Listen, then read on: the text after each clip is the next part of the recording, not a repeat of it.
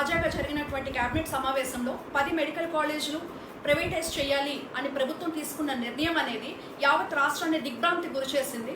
2019 వరకు కూడా విద్యార్థులకు సరిపడా మెడికల్ సీట్స్ లేక పక్క రాష్ట్రాలకు వెళ్ళి లక్షలు ఖర్చు పెట్టి చదువుకున్నటువంటి పరిస్థితి.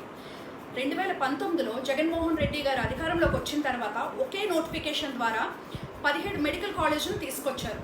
అందులో 7 మెడికల్ కాలేజీలు నిర్మించి ఈరోజు అడ్మిషన్స్ కూడా జరుగుతున్నాయి.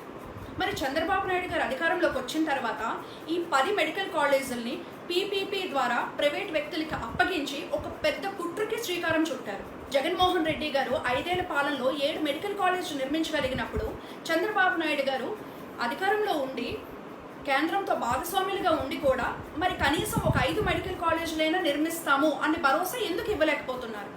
ఈ 14 నెలల్లో సుమారు 2 లక్షల కోట్ల అప్పులు తీసుకొచ్చారు కదా, మరి ఎందుకు మెడికల్ కాలేజీలు కట్టడానికి ప్రభుత్వం ముందుకు రావటం లేదు? అంటే మీరు తీసుకున్నటువంటి ఈ ఒక్క నిర్ణయం అనేది మీ సొంత ప్రయోజనాల కోసమా లేక ప్రజల ప్రయోజనాల కోసమా అనే దానిపైన చంద్రబాబు నాయుడు గారు సమాధానం చెప్పాలి. అలాగే విద్యాశాఖ మంత్రిగా ఉన్న లోకేష్ గారు కూడా దీనిపైన సమాధానం చెప్పవలసిన అవసరం ఉంది. మీరు తీసుకున్నటువంటి ఈ ఒక్క తప్పుడు నిర్ణయం వల్ల కోట్లాది మంది పేద విద్యార్థులు దశాబ్దాల పాటు విద్యకు దూరమైనటువంటి పరిస్థితి ఏర్పడుతుంది.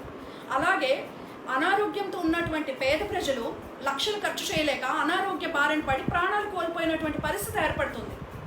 మీ నిర్ణయం వల్ల రాష్ట్రంలో ప్రజలకి మీరు ద్రోహం చేస్తున్నారు. ఈ ఒక్క నిర్ణయం వల్ల రాష్ట్ర ప్రజలు ఎంతగానో నష్టపోయే పరిస్థితి ఏర్పడుతుంది. దయచేసి మీరు తీసుకున్నటువంటి నిర్ణయం అనేది తక్షణం ఉపసంహరించుకోవాలని రాష్ట్ర ప్రజల తరఫున అలాగే వైఎస్ఆర్ కాంగ్రెస్ పార్టీ తరఫున మేము గట్టిగా డిమాండ్ చేస్తా ఉన్నాం.